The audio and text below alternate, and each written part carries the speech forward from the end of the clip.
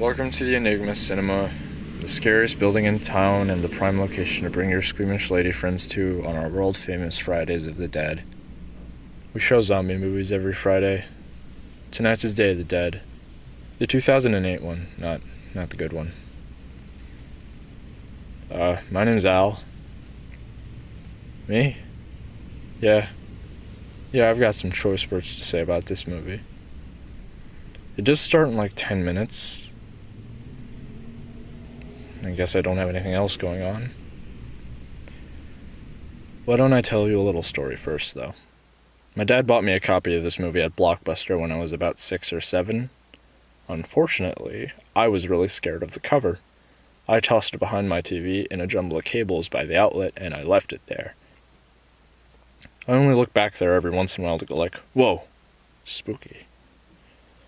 Eventually, though, after maybe a year, I finally pulled it out and popped it in my DVD player. I remember that moment well. Finishing the movie, sat in front of my TV and thinking to myself, hey, this isn't very good actually. The movie's about a small town that gets hit with a zombie outbreak. Plot's basically negligible in hindsight, not much happens. They mostly just try to get from place to place for most of the movie. I think the first thing you notice is the gross editing. It does this weird thing where it cuts rapidly with flashing effects and sped up footage sometimes, which I'm afraid to say is a little outdated, because I'm not sure if it was ever appealing. Speaking of outdated, this movie does surprisingly have its fair share of cliches. There's a single half-assed false alarm jump scare at the beginning for some reason.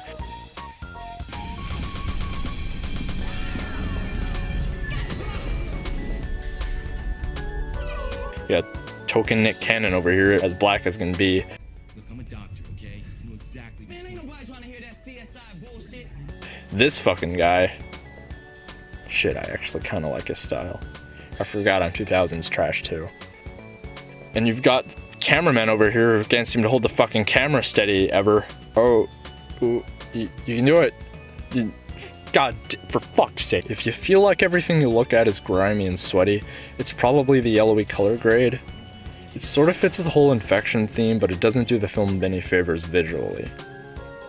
Now, if you're like me, you take interest and find appreciation in zombie biology, and it sort of becomes a new category for you to appreciate in a zombie film.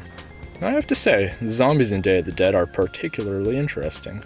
You see, when ignited, this particular type of living dead has the tendency to explode into chunky confetti for some reason.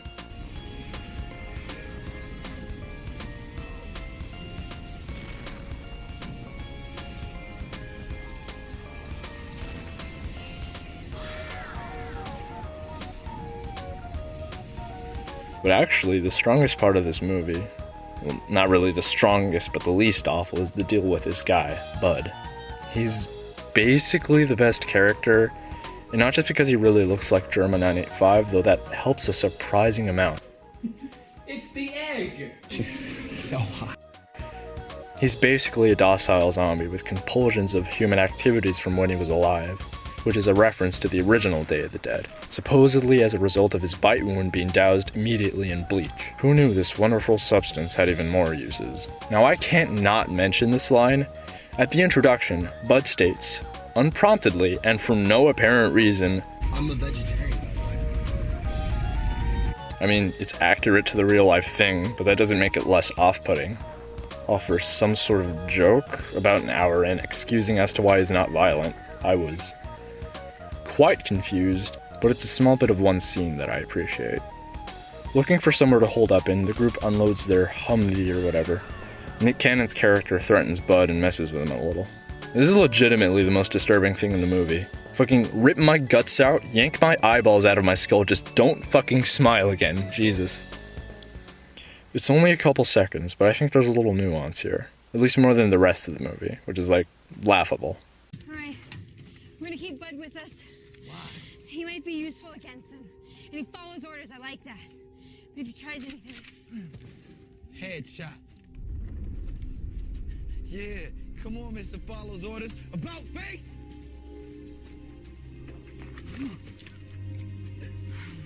Forward march!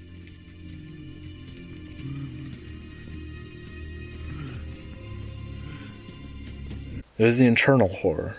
the fear of compromisation of our humanity, a morbidity far past that of people just being eaten alive, acknowledged and captured in the characters' reactions.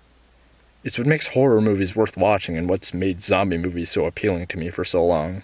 It's an idea ripped straight from a better movie and crudely Elmer glued into the eye of a shitstorm, but I can see how a scene idea like this would work in a better movie. So yeah, not a good movie, like at all, but I'm fairly certain it was one of the first zombie films I ever saw, and it sparked my passion for rotting corpses that go around eating people. I don't know, Zombie Ving Rhames is pretty metal. Oh, you're leaving? Oh, okay, that's fine.